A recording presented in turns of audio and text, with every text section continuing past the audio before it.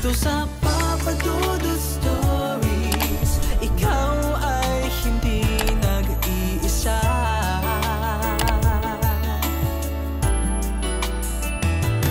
Dito sa Papa Dudut Stories, may nagmamahal sa'yo. Papa Dudut Stories.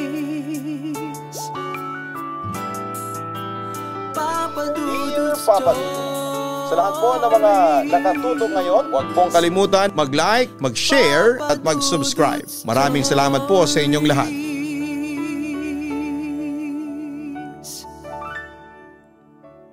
Darating ang araw na susubukan ng tapang natin at kung gaano kalakas ang ating pananampalataya sa ating Panginoon. Kung minsan ay nangyayari ito sa oras at lugar na hindi natin inaasahan. Yung hindi ka handa. Kaya madalas ay mapapangunahan ka ng takot at hindi mo alam ang iyong gagawin. Ano nga ba ang dapat mong gawin kapag napunta ka sa ganitong uri ng sitwasyon? Sapat nga ba ang pagdarasal upang ikaw ay mabigyan ng proteksyon mula sa mga nilalang na maaaring kapahamakan ang maidudulot sa iyo? Dear Papa Dudut, magandang araw sa iyo Papa Dudut at pati na rin po sa mga nakikinig ngayon. Malaking karangalan para sa akin kung isa ang sulat ko sa mababasa mo sa iyong channel. Bagong fan mo lamang pala ako kasi mahilig talaga akong makinig sa mga horror stories. Pero ang kaibahan ng sayo, sa ibang horror stories ay merong lesson kaming mapupulot. Kaya naisip ko na ipadala na rin ang sarili kong kwento ng katatakutan. Itago niyo na lamang po ako sa pangalan na Joshua. Wala akong kakayahan na makakita o makaramdam ng mga multo at mga elemento kaya nagtataka pa rin po ako until now kung bakit nangyari sa akin ang bagay na yon. Bago yun mangyari sa akin ay isa akong normal na empleyado sa isang kumpanya. Hindi sa pagiging mayabang, pero masipag akong magtrabaho, Papa Dudut. Hanggang kaya kong mag-overtime ay nag-overtime ako para lang malaki palagi ang sahurin ko. Ako kasi ang panganay sa 4 na magkakapatid. Si mama ay housewife habang ang papa ko naman ay walang trabaho. Dati ay may trabaho si papa, pero simula nang masangkot siya sa isang isyu ng nakawan sa pinagtatrabahuhan niya ay natanggal siya sa trabaho niya at nawalan siya ng ganang magtrabahong muli. Alam ko na nahiya na siyang magtrabaho dahil baka sa susunod niyang mapasukan ay alam ang isyu na nakakabit sa pangalan niya. Pero base sa pagkakakilala ko sa tatay ko ay hindi niya yon kayang gawin, Papa Dudut. Talagang napasama lang siya at napagbintangan. Mabuti na lang at tapos na ako sa college at nagtatrabaho na ako ng time na mangyari yon, Papa Dudut. Kahit papaano ay meron na akong sinasahod upang mabuhay kami ng aking pamilya. Ang kawalan ng trabaho ng tatay ko ang nag-push sa akin para magsipag sa pagtatrabaho. Pero ang nasa isip ko noon ay hindi naman magtatagal ang sitwasyon ko na yon. Kasi malaki ang paniniwala ko na babalik din si Papa sa pagtatrabaho. Iniisip ko na nag-iipon lamang siya ng lakas ng loob. Kaya lang ay inabot na ng 4 na taon ay wala pa ring trabaho si Papa. Kinailangan ko ng isakripisyo ang love life ko kasi hindi ko na nabigyan ng time ang girlfriend ko ng time na yon. Naawa na ako sa kanya na parang palaging namamalimos ng oras sa akin. Ako na ang nakipaghiwalay sa girlfriend ko. Kahit masakit yon sa akin kasi hindi ko pa kayang ibigay ang oras at atensyon na deserve niya. Alam ko na mas magiging masaya siya kapag nakahanap siya ng lalaking kaya siyang bigyan ng oras. Ginawa ko rin yon kasi kailangan kong magkaroon ng iba pang sideline dahil lumalaki na ang gastos ng pamilya ko. Lalo na at nasa high school na ang iba kong mga kapatid. Malapit na silang mag-college. May nahanap naman akong sideline na sa online ko lamang ginagawa. 2 client ang nakuha ko. Mabuti na lamang at meron akong sariling laptop na medyo luma na, kaya nagagawa ko ang trabaho ko sa online tuwing gabi. Halos madaling araw na akong natatapos at kaunti lamang ang naitutulog ko, Papa Dudut. Inabot na ng 5 years na ako lamang ang nagtatrabaho para sa aking buong pamilya. Sobrang pagod at drain ako ng panahon na yon. Alam ko na hindi dapat ako magalit kasi hindi ako makakatapos ng college kung hindi dahil sa mga magulang ko. Pero sobrang bigat na kasi kaagad ng dinadala kong obligasyon. Hindi pa naman ako matanda at gusto ko rin na mag-enjoy sa buhay ko kahit na minsan. Baka kasi kung kailan matanda na ako ay saka ako magsisisi kasi marami akong bagay na hindi nagawa noong kabataan ko. Hanggang sa naisipan ko na kausapin na si Papa upang sabihin sa kanya na baka pwedeng maghanap na ulit siya ng trabaho. Para naman 2 na kaming nagpapasok ng income sa aming pamilya.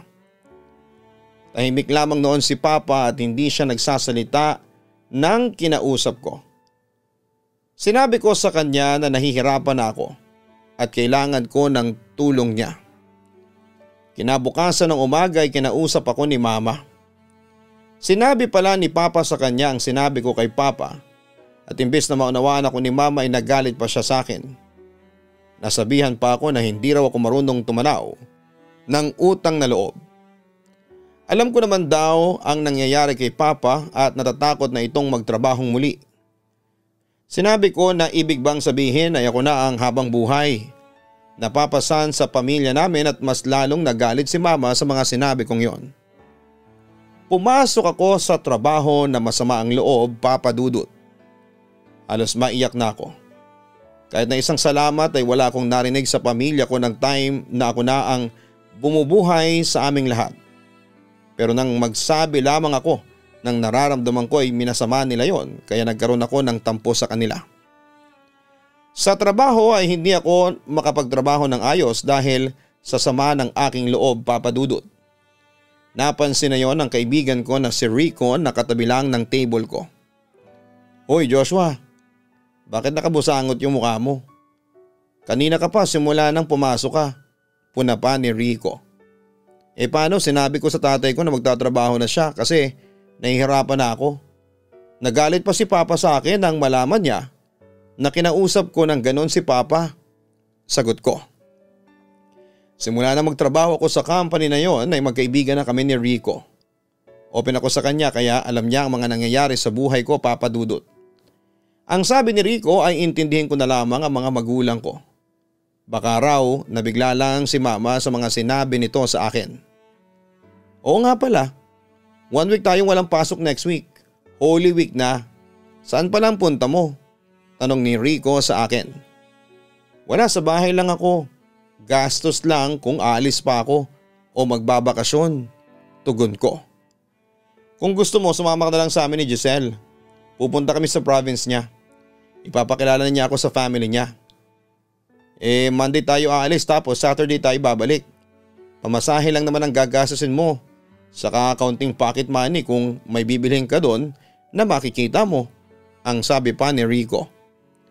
Wag na, moment niyo yun ang girlfriend mo. Tanggi ko. Naging mapilit si Rico sa akin na sumama sa kanila ni Giselle, Papa Dudut. Wala naman daw problema sa kanila ni Giselle kung kasama ako. Sigurado raw siya na papayag naman si Giselle kasi naging kaibigan na rin ako ni Giselle nang maging sila ni Rico. Kung minsan pa nga ay sinasama nila ako kapag may lakad o date silang dalawa. Naisip ko na maganda nga na magbakasyon ako kahit na ilang araw lang. Kung sa bahay lang kasi ako at hindi kami in good terms ng nanay ko ay baka mas stress lamang ako at lumala ang tampo ko sa kanya at galit niya sa akin. Mas maganda na magpalamig muna ako at baka makapag-isip din ako ng kung ano nga ba ang susunod kong gagawin. Kaya pumayag na ako na sumama kina Rico at Giselle. Natuwa naman si Rico sa desisyon ko na yon, Papa Dudut.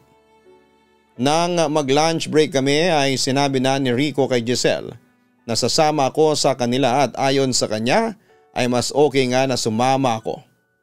Alam niya rin kasi ang pinagdadaanan ko. Sinabi ni Giselle na medyo liblib ang bahay nila sa probinsya nito. Kubo lang daw yon at mahina pa ang signal.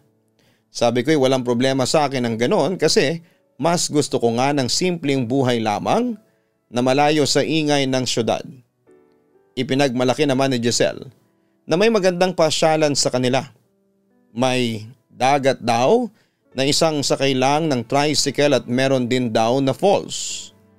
Kahit mainit daw ang panahon ay may mga pwede kaming puntahan na pwede kaming magpalamig at mag-relax. Pag uwi ko sa bahay namin ay sinabi ko sa nanay ko ang pagbabakasyon ko mula Lunes hanggang sa Sabado. Hindi siya umimik kaya alam ko na galit pa rin siya sa akin. Kahit papaano ay meron akong ipon kaya binawasan ko muna yon para meron akong magagastos. Sa bakasyon ko kasama sina Rico at Giselle. Madaling araw ng Lunes kami bumiyahe at bus ang una naming sinakyan. Sobrang tagal ng naging biyahe namin. Matapos yun ay sumakay na kami ng tricycle at totoo nga ang sinasabi ni Giselle na malayo sa main road ang bahay nila. Kubo ang bahay ni na Giselle pero medyo malaki yon. Bali ang nakatira doon ay ang tatay at ang nanay ni Giselle at 3 pa niyang kapatid ng isa ay teenager at ang 2 ay bata pa. Nakaramdam ako na mabait ang pamilya ni Giselle. Pagdating namin ay may nakahanda ng tanghalian para sa amin kasi alam nila na mahaba ang naging biyahe namin. Kahit mainit ang panahon ay hindi gaanong kainit sa loob ng bahay ni na Giselle dahil siguro sa pawid ang bubong nila. Pinagamit muna sa amin ni Rico ang kwarto ng kapatid na teenager ni Giselle. May isang papag doon na banig lang ang latag pero sanay ako sa ganong higaan. Si Rico ang hindi papadudot.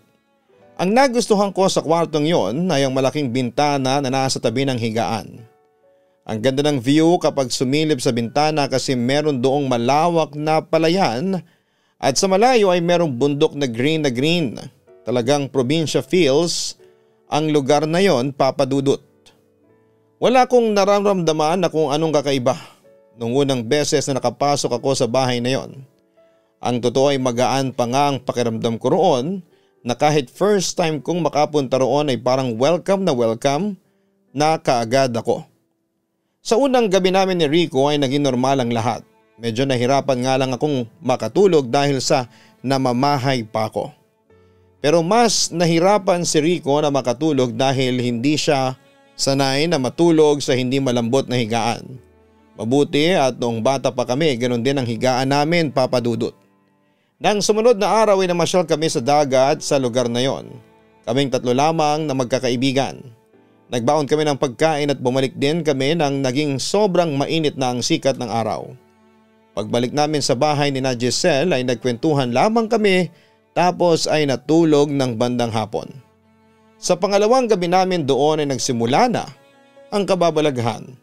Dahil sa hindi pa kami makatulog at walang mapaglibangan kina Giselle ay naggitara na lamang kami ni Rico sa labas ng bahay.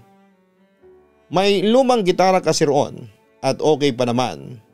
Habang nagigitara at kantahan kami ni Rico ay nakijoin sa amin si Giselle at hindi niya pala alam na marunong maggitara si Rico. Sinabayan na rin namin yon ng kwentuhan hanggang sa bilang nagtanong si Rico kay Giselle kung meron bang aswang sa lugar na yon. Ayon kay Rico ay karaniwan na raw kasi ang mga ganong kwento sa ganong lugar, lalo na at malayo sa kabihasnan. Natawa pa nga si Giselle sa tanong na yon ng boyfriend niya. At ayon dito ay doon na ito pinanganak at nagkaisip ay wala itong narinig na kwento na merong aswang sa kanilang lugar. Pero ang sabi ni Giselle ay naniniwala siya sa mga aswang kaya lang ay wala daw talagang ganon sa lugar nila. Nung nag-aaral pa nga raw siya, kapag gabi na siya nakakauwi ay naglalakad lamang siya pauwi sa bahay nila. Kahit mag-isa raw siya ay nakakauwi naman siya ng ligtas at walang aswang na nang-aatake sa kanya. Kaya huwag daw kaming matatakot sa lugar nila kasi walang aswang o kung anong klaseng halimaw doon. Nauna nang pumasok si Giselle sa bahay nila dahil inaantok na siya. Makalipas ang ilang minuto ay si Rico naman ang nagpunta sa kwarto namin, habang ako ay nandun lang sa labas. Hindi naman nakakatakot doon kasi merong isang ilaw sa harapan ng bahay.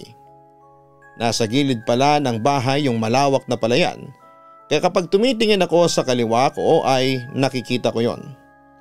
Sa pagkakaalam ko ay hindi yon pagmamay-ari ng pamilya ni na Giselle.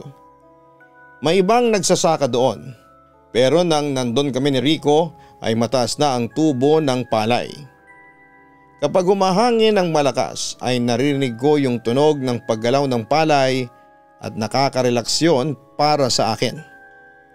Tumutugtog pa rin ako ng gitara, pero hindi ko nilalakasan kasi baka makaistorbo na ako sa mga tulog ng oras na yon. Kumakanta ako pero halos pabulong na lamang. Sa gitna ng pagkanta ko ay may narinig akong dalawang magkasunod na pagsitsit. Hindi ko alam kung saan ang gagaling yon. Pero napalingon ako sa may loob ng bahay pero wala akong nakitang tao doon. Tinawag ko ang pangalan ni Rico kasi baka binibiro niya ako, pero wala akong nakuhang sagot. Ang inisip ko ay baka guni-guni ko lamang yon, Papa Dudut. Ibinalik ko na ang atensyon ko sa gitara. Maya-maya ay may sumitsit ulit at ang pagkakadinig ko ay nanggaling yon sa mga direksyon ng palayan, kaya doon naman ako napatingin. May kakaiba kong kilabot na nararamdaman nang tumingin ako sa palayan. Huminga ako ng malalim at naggitara ulit. Halos mabitawan ko ang gitara nang may sumisit muli, pero sa pagkakataon na yun ay parang sa mismong tenga ko na siya sumisit-sit. Muntik pa nga akong mahulog sa kinakaupuan ko sa sobrang gulat. Naramdaman ko kasi yung hininga niya sa aking tenga, Papa Dudut. Sa pagkakataon na yon ay may takot na sa dibdib ko. Pakiramdam ko ay may kung anong nilalang ang pinaglalaruan ako. Tumingin ako sa paligid ko pero wala naman akong nakitang ibang tao roon. Dahil sa natatakot na ako ay naisipan ko nang pumasok sa bahay ni na Giselle. Ibinalik ko na sa pinagkuna namin ang gitara at nagtungo na ako sa kwarto namin ni Rico. Tulog na noon si Rico at humihilig pa nga siya. Sa tingin ko nasanay na kagad siya sa hindi malambot na higaan namin. Kinabukasan ng umaga ay late ako nagising dahil sa madaling araw na akong nakatulog. Hindi kasi maalis sa utak ko yung mga sit-sit na mga narinig ko. Ako ang mag-isang nag-almusal pero nilapitan ako ni Rico at nakipagkwentuhan siya sa akin. Yung teenager na kapatid ni Giselle na si Jella ay naguhugas ng mga pinagkainan sa lababo sa likuran. Nabanggit ko kay Rico na merong sumisit-sit sa akin ng ilang beses noong mag-isa lamang ako sa labas. Tinanong ko si Rico kung siya ba yon pero ang sabi niya ay hindi. Antok na raw siya noong pumasok siya, kaya pagkahiga niya ay nakatulog kaagad siya. Sumingit na sa usapan namin ni Rico si Jella. Kuya, tama ba yung narinig ko? May sumisit-sit sa'yo kagabi sa labas? Tanong pa ni Jella. Oo, bakit? Meron bang ibig sabihin yon? Tanong ko naman. Sa pagkakaalam ko, ang mga sumisit-sit lang ay mga engkanto at maligno. Kapag gano'n ay huwag mong papansinin. Huwag kang lilingon kuya, yung parang wala kang naririnig. Paalala pa ni Jella. Nagkatinginan kami ni Rico at alam ko na kagaya ko ay medyo hindi siya naniniwala sa sinabing yon ng kapatid ni Giselle. Naniniwala ko sa aswang pero sa mga engkanto ay hindi masyado. Para sa akin ay masyado nang imposible na may mga ganong nilalang na kasama nating naninirahan sa mundong ito. Kumbagay masyado ng magical at fantasy ang ganong nilalang, Papa Dudut. Para hindi ma-upset si Jella ay sinabi ko sa kanya na sa susunod ay gagawin ko ang sinabi niya sa akin. After kong kumain ay lumabas muna kami ni Rico at doon ay tinanong ako ni Rico kung naniniwala ako sa sinabi ni Jella at ang sagot ko ay medyo tagilid ako. Kahit si Rico ay ganoon din ang opinyon. Bandang hapon ay inaya ako ni na Rico at Giselle na maligo sa may falls. Siyempre pumayag ako kasi minsan lamang ako makarating sa mga ganong lugar.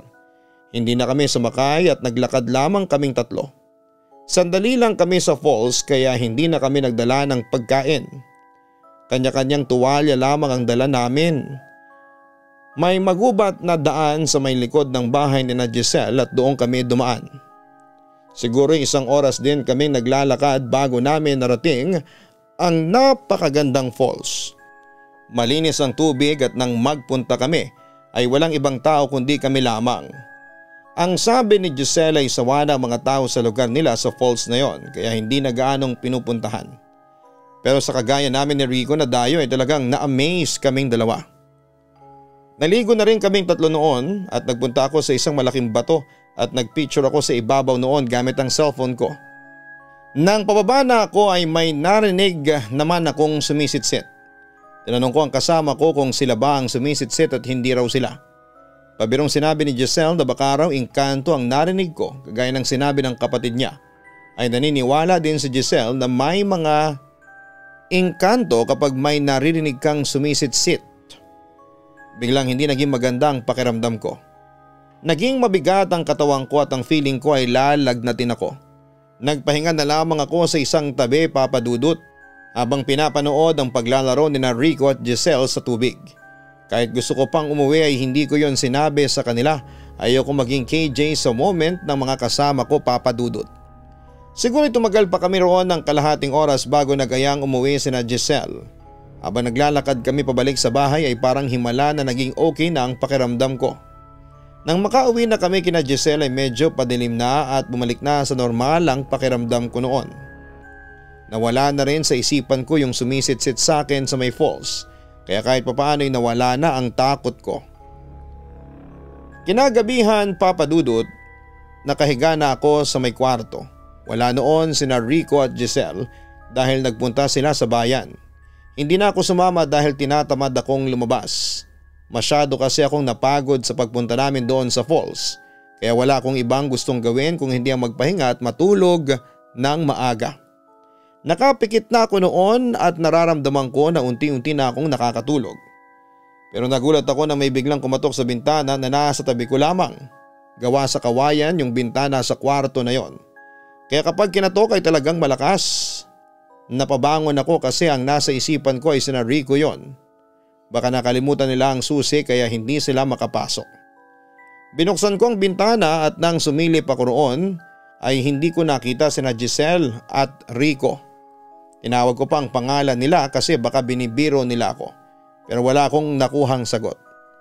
Pilit kong hindi binigyan ng kung anong kahulugan ng pangyayaring yon. Sinarado ko na ang bintana at bumalik na ako sa pagkakahiga. Wala pang ilang minuto ay may narinig na naman akong tumawag sa pangalan ko sa labas ng bintana. Boses yon ng isang babae na malamyos ang boses. Hindi ko masabi na si Giselle yon kasi malayo yon sa boses niya. Nakuha ng tumawag sa akin ang atensyon ko. Tinanong ko kung sino yon pero wala namang sumasagot. Napilitan tuloy akong buksan muli ang bintana. Sumilip ako pero wala akong nakitang tao. Napailing na lamang ako kasi pakiramdam ko ay meron talagang nagbibiro sa akin. Isasarado ko na sana ang bintana nang may nakita kong babae na nakatayo sa may palayan. Kahit madilim sa parting yon ay kitang kita ko siya dahil parang umiilaw ang buong katawan ng babaeng yon, Papa Dudut. Umaalon pa ang buhok niya kahit na hindi mahangin ang gabing yon. Nakasuot siya ng puting damit na mahaba. Nakatayo siya sa gitna ng palayan at kahit medyo malayo siya ay kitang kita ko siya, Papa Dudut. Hindi ko alam pero parang hindi ko kayang alisin ang mata ko sa kanya. Para akong nahipnotismo ng babaeng yon.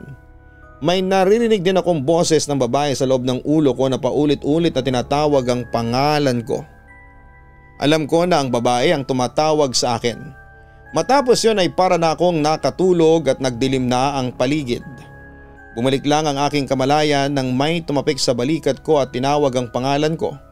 Para akong nagising sa isang napakahabang pagkakatulog. Paglingon ko ay nasa likod ko sina Rico at Giselle. Si Rico ang nakahawak sa balikat ko at nagtataka siya habang nakatingin sa akin. Doon ko na-realize na nakasampa na ako sa bintana at sa posisyon ko ay mukhang lalabas ako ng bahay mula sa bintana. "Anong ginagawa mo? Bakit lalabas ka dyan sa bintana?" Tanong sa akin ni Rico. "Ako lalabas dito?" Hindi ako lalabas." Ang nalilito kong sagot. Nakita ka nga namin na lalabas ka na kanina. Ano ba nangyayari sa'yo, pare? Para kang namamaligno. Tumatawang sabi pa ni Rico. Umalis na ako mula sa pagkakasampa sa bintana. Hindi ko alam may nakita kasi akong babae sa palayan tapos tinatawag niya ako. Hindi ko alam na sumampa na pala ako dito sa bintana. Turan ko. Nananaginip ka siguro. Oo nga pala, may dala kaming burger at fries. Baka gusto mong kumain. Baka naman kasi gutom ka din kaya kung ano-ano mga nangyayari sa'yo. Sambit pa ni Giselle. Para kong lutang ng sandaling yon, Papa Dudut. Wala akong kalam-alam na lalabas na pala ako ng bintana. Ang akala ko kasi nakatulog na talaga ako nang makita ko yung babae na yon. Kinain ko na lamang ang pasalubong ni Rico sa akin habang nakikipagkwentuhan ako sa kanila. Dahil sa hindi ko alam ang isasagot sa mga tanong nila tungkol sa ginawa ko, ay sinabi ko na mukhang nananaginip nga ako. Nang sumunod na araw ay nagising ako na mataas ang lagnat ko. Ayoko sanang sabihin yon sa kahit na sino kasi nahihiya ako. Ayokong mag-alala si Rico sa akin at maabala ko pa ang buong pamilya ni Giselle. Pero habang nag-aalmusal kami ay napansin ni Rico ang pagiging matamlay ko. Tinanong niya ako kung okay ba ako at ang sabi ko ay okay lang ako. Hindi naniwala si Rico kaya hinawakan niya ang leeg at noo ko. Ang init mo pare, may lagnat ka, bulalas pa ni Rico. Meron nga pero ayos lang ako. Napagod lang ako sa paglalakad natin sa falls, ang sabi ko. May gamot para sa lagnat dito. Pagkatapos mong kumain ay uminom ka, ang sabi ng nanay ni Giselle. Maraming salamat po. Pasensya na po kung bigla akong nagkasakit habang nandito ako sa inyo, ang sabi ko. Naku, huwag kang humingi ng pasensya. Wala namang may gusto na magkasakit ka. Ang isipin mo ay ang pagaling mo. Dapat ay magaling ka na bago kayo umuwi sa inyo, turan ng nanay ni Giselle. May pupuntahan sana kaming tatlo ng araw na yon pero hindi na muna namin itutuloy. Kahit ang sabi ko ay walang problema sa akin kung sina Rico at Giselle na lamang ang pupunta roon. Saka na lang daw kami pupunta kapag magaling na ako. Isa pa ay sila na rin daw ang mag-aalaga sa akin. Sinabi ko na hindi na nila ako kailangang alagaan kasi kaya ko na ang sarili ko pero naging mapilit silang dalawa. Doon ko naramdaman na sobrang swerte ko sa mga kaibigan, Papa Dudut. Talagang concerned sila sa akin at ang gusto nila ay masigurado na maayos ako dahil sa pagkakaroon ko ng lagnat. Nagtataka lang ako kung ano ba talagang dahilan at bakit ako nagkasakit. Alam ko sa sarili ko na hindi yon dahil sa paglalakad namin papunta at paalis ng falls. Nakapaglakad na rin ako ng mas malayo at mas matagal dati pero hindi naman ako nilagnat. Maghapon akong nakahiga dahil sobrang bigat ng pakiramdam ko. Mahinala ako na trangkaso na yon kasi kapag gumagalaw ako ay sumasakit ang buong katawan ko. Pati ulo ko ay sumasakit na rin. Wala akong ganang kumain pero pinipilit ko pa rin kumain para makainom ako ng gamot. Naiinis ako sa sarili ko kasi kung kailan nasa bakasyon ako ay saka pa ako nagkaroon ng sakit. Kapag naman todo ako sa pagtatrabaho kahit kulang ako sa tulog ay never akong tinablan ng kahit na anong sakit, Papa Dudut. Pagsapit ng gabi ay dinalahan na lamang ako ni Rico ng pagkain. Nahiya ako kasi pinagluto pa nila ako ng sopas kasi alam nila na wala akong ganang kumain. Isa pa'y kailangan ko rin kasi ng mainit na sabaw para mainitan ang aking katawan. Nang makainom ako ng gamot ay inaantok na agad ako kaya natulog na ako. May napanaginipan ako ng gabing yon.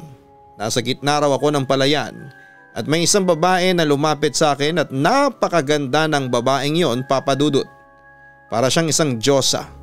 Sobrang amo ng mukha niya, ang kakaiba nga lang sa kanya ay hindi sumasayad sa lupa ang mga paa niya. Ang sabi sa akin ng babae ay sumama na ako sa kanya, kapag daw sumama ako sa kanya ay hindi na ako makakaranas ng paghihirap. Puro daw kasiyahan at ginhawa ang mararamdaman ko sa lugar kung saan siya nakatira. Alam daw niya na nahihirapan na ako sa mundo kung nasaan ako kaya kung sasama ako sa kanya ay wala na akong hirap na mararanasan. Inilahad ng babae ang kamay niya at nilagay ko ang isa kong kamay doon. Hinila na ako ng babae palayo sa palayan. Pero bigla ako nagising dahil kay Rico. Niyuyug-yug niya ako at pinagpapawisan ako ng malamig at butil-butil. Hinihingal ako na para bang tumakbo ako ng ilang oras sa pagod na aking nararamdaman ng mga sandaling yon. Nananaginip ka pare. Kanino ka sasama? Tanong pa ni Rico. Doon sa babaeng maganda. Wala pa sa sarili na tugon ko. Ha? Babaeng maganda? May nakilala kang babae dito? Tanong pa ni Rico. Wala, ang sinasabi ko ay yung babae na nasa panaginip ko. Gusto niya akong isama sa lugar niya. Parang siya nga rin yung nakita ko nung nakaraang gabi sa may palayan kasi pareha sila ng suot na damit. Naguguluhan na sagot ko. Ang sabi ni Rico ay baka dahil sa taas ng lagnat ko kaya may mga ganong nangyayari sa akin. Kumbaga ay nagdideliryo na raw ako, Papa Dudut. Itatanong daw niya kay Giselle kung meron bang hospital o clinic sa bayan pero tumanggi ako. Ayoko na kasing makaabala sa kanila at sinabi ko kay Rico na uuwi na lamang ako sa bahay para doon magpagaling pero hindi siya pumayag. Hindi raw siya makakapayag na magbabiyahe ako ng mag-isa. Baka raw kung mapaano pa ako. Ilang araw na lang naman at uuwi na kami kaya magtiis na lang daw ako. Sa tingin din daw ni Rico ay hindi naman pabigat ang tingin sa akin ng pamilya ni Giselle. Huwag daw ako mag-isip ng kung ano-ano at magpagaling ako, yon ang bigyan ko ng focus. Matapos ang maikling pag-uusap namin ni Rico ay bumalik na ako sa pagtulog. Medyo maaga pa kasi noon, ang buong akala ko ay makakatulog na ako ng maayos pero hindi pa rin pala.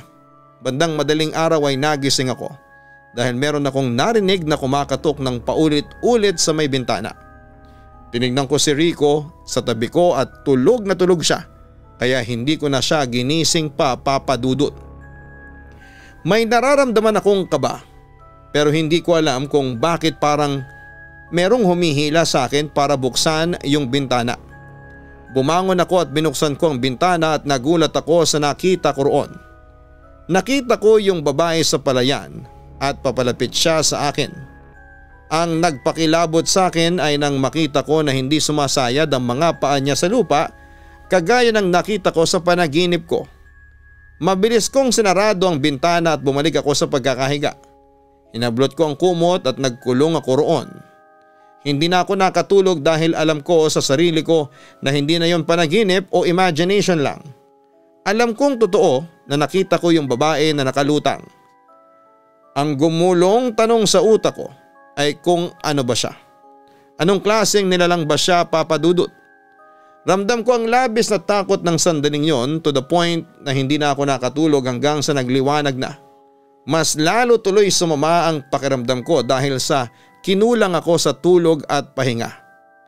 Nang magising si Rico ay nakita niya na nakabaluktot ako habang balot ng kumot. Lamig na lamig ako noon. Sinabi sa akin ni Rico na huwag na akong lumabas ng kwarto at dadalhan na lamang niya ulit ako ng pagkain at gamot. Sa totoo lang ay natatakot na ako para sa sarili ko, Papa Dudut.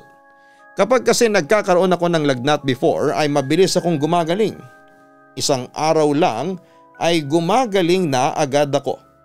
Nakakabahala na kasi nalagpas na ng isang araw ay wala man lang akong nakikitang improvement sa lagnat ko at mas lalo pa nga yung lumala. Nang kausapin ako ni Rico at Giselle ay naikwento ko sa kanila yung nangyari noong maalimpungatan ako noong madaling araw. Sinabi ko sa kanila na meron akong nakitang babae sa palayan na lumulutang at papalapit sa akin. Hindi ko alam kung ano ang pwedeng mangyari sa akin kung sakali na hindi ko nasaraduhan yung bintana at nakalapit yung babaeng yon sa akin. Hindi kami aware na naririnig pala ng nanay ni Giselle ang mga sinasabi ko, Papa Dudut. Lumapit siya sa amin at nakisali siya sa pag-uusap naming tatlo. Anong sinabi mo, Joshua? May nakita kang babae na nakalutang sa palayan? Tanong ng nanay ni Giselle. Opo tita, hindi ko nga alam kung sino o ano siya eh. Turan ko. Sa tingin ko ay hindi tao ang nakita mo. Mukhang maligno ang nakita mo. Kinakausap ka ba niya? Turan ng nanay ni Giselle. Naging curious ako sa narinig ko, Papa Dudut. Ayon sa nanay ni Giselle, ay merong mga kwento ng kababalaghan sa lugar na yon. Hindi raw tungkol sa mga aswang kundi tungkol naman sa mga maligno o mga engkanto. Malakas daw ang kutob ng nanay ni Giselle na baka raw may engkantada o maligno na nagkakagusto sa akin. Kung gusto ko raw ay dadalhin niya ako sa kilalang albularya sa lugar nila. Magaling daw yon at kaya nitong itaboy ang mga elemento na nanggugulo sa isang tao.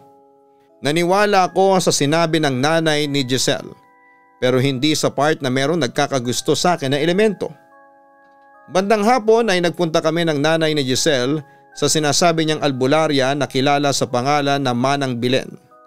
Sumama rin sa amin sina Giselle at Rico at sumakay kami ng tricycle at inabot din ng kalahating oras ang biyahe namin. Nakatira si Manang Bilen sa isang maliit na kubo at ang tanging kasama niya roon ay ang alaga niyang pusa. Pagkapasok ko pa lamang sa kubo ay kakaiba na ang tingin sa akin ni Manang Bilen. Pinulsuhan niya ako at pinagdikit niya ang mga hinliliit ko sa kamay. Hindi raw pantay ang mga hinliliit ko at meron daw gumagambala na elemento sa akin. Tinawas niya ako at pinausukan. Dinasalan niya ako hanggang sa sinabi niya sa akin na meron ngang nagkakagusto na hindi tao sa akin. Hindi niya sinabi kung anong klaseng elemento pero gusto raw akong isama ng nilalang na yon sa mundo nito. Doon ko na ipinagtapat na meron akong napanaginipan na babae na nakikita ko sa palayan. At isinama nga ako nito sa lugar kung saan ito nakatira. Inamin ko na sasama na sana ako pero mabuti na lamang at ginising ako ni Rico. Mabuti at hindi ka sumama sa kanya dahil hindi ka na makakabalik, ang sabi pa ni Manang Bilen. May pinahid si Manang Bilen na nangis sa aking katawan. Hinilot na rin niya ako. Para raw yon sa lagnat ko. Masyado raw akong naapektuhan sa enerhiya ng elemento na nagkakagusto sa akin. May ibinigay siyang medalyon sa akin na pamprotekta raw sa mga elemento. Pero kung sakali raw nakausapin ako ng babaeng yon sa panaginip o sa kahit na anong paraan ay huwag na huwag akong sasama. Kahit daw anong ipangako niya sa akin ay huwag akong magpapasilaw. Nang sumunod na araw ay unti-unti na akong gumaling, Papa Dudut. Hindi ko na rin nakita o napanaginipan yung babae na nakita ko palagi sa palayan. Hindi ko na kasi inalis sa liig ko ang medalyon na ibinigay sa akin ni Manang Bilen. Dati hindi ako naniniwala sa kakayahan ng mga albularyo pero nang dahil kay Manang Bilen ay nagbago ang pananaw ko sa mga kagaya niya. Meron din pala na totoong albularyo. Isang araw bago kami umalis sa probinsya ni Giselle ay naging normal na ang aking pakiramdam, Papa Dudut. Bumalik sina Rico at Giselle sa May Falls pero hindi na ako sumama. Tuwing gabi ay hindi na rin ako sumisilip sa bintana at iniiwasan ko nang tumingin sa palayan. Ewan ko ba pero pakiramdam ko kasi. Kapag titingin ako roon ay makikita ko yung babae na naroon, Papa Dudut. Safe naman kaming nakauwi sa amin. Natuwa ako kasi sinalubong ako ni Mama at kinumusta niya ang bakasyon ko. Ibig sabihin ay hindi na siya galit sa akin. Pagpunta ko sa kwarto ay sinundan ako ng nanay ko. Joshua, nag-usap na kami ng tatay mo. Ipinaintindi niya sa akin kung bakit mo nasabi yon sa kanya. Pasensya ka na anak ha at kasi ang naisip ko kasi ay ang pinagdadaanan ng tatay mo. Pero huwag kang mag-alala ha, manghihiram kami ng papa mo ng pera sa kapatid ko. Magtatayo kami ng tindahan ng bigas sa harapan ng bahay natin. Ang sabi ni Mama sa akin habang naluluha na. Nagustuhan kong ideya na yon ni Mama at ni Papa. Kung magnenegosyo na lamang sila ay hindi na kailangang maging empleyado ni Papa. Mas magiging komportable siya kung ganon. Sinuportahan ko ang gustong gawin ng mga magulang ko. Dinagdagan ko ang puhunan nila at naging maganda naman ang takbo ng binuksan nilang tindahan ng bigas, Papa Dudut. Doon na kami kumukuha ng panggasto sa pang-araw-araw at nakakatuwa kasi nakakapag-ipon na ako ng pera para meron kaming mahuhugot in case of emergency. Hindi ko na rin masyadong pinapagod ang sarili ko at nakakapagbakasyon na rin ako paminsan-minsan. Hindi lang ang buhay namin ang naging maayos kundi ang relasyon ko sa aking pamilya, lalo na sa aking mga magulang. Ang sarap lang sa pakiramdam na nararamdaman kong na-appreciate nila ako. Tungkol naman doon sa babae sa palayan, simula nang makauwi ako sa amin ay hindi na siya nagparamdam pa. Kaya naman malaking pasasalamat ko rin sa nanay ni Giselle dahil dinala niya ako kay Manang Belen. Siyempre nagpapasalamat din ako kay Manang Belen na siyang gumamot sa akin. Kung hindi dahil sa kanya ay baka hanggang ngayon ay ginagambala pa rin ako ng nilalang na yon. O baka nga wala na ako kasi naisama na niya ako sa sinasabi niyang mundo. Sina Rico at Giselle naman ay kasal na sa ngayon. Habang ako ay single pa rin pero walang problema yon sa akin.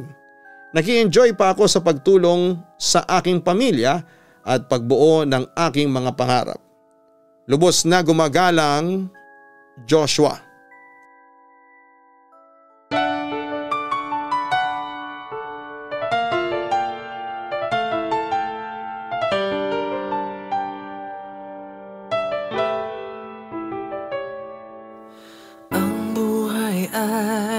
Mahiwaga, laging may lungkot at saya. Sa Papa Dudut Stories, laging may karamay ka.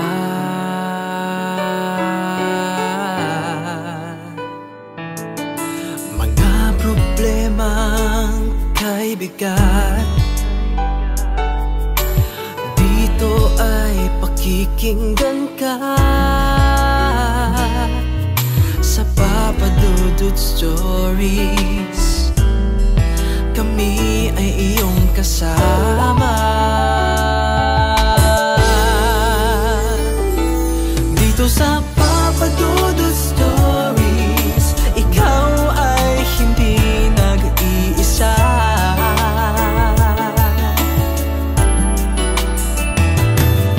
Sa Papa Dudut Stories, may nagmamahal sa'yo.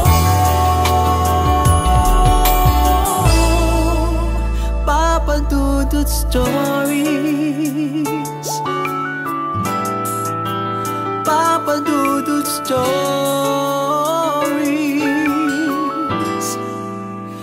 Papa Dudut Stories.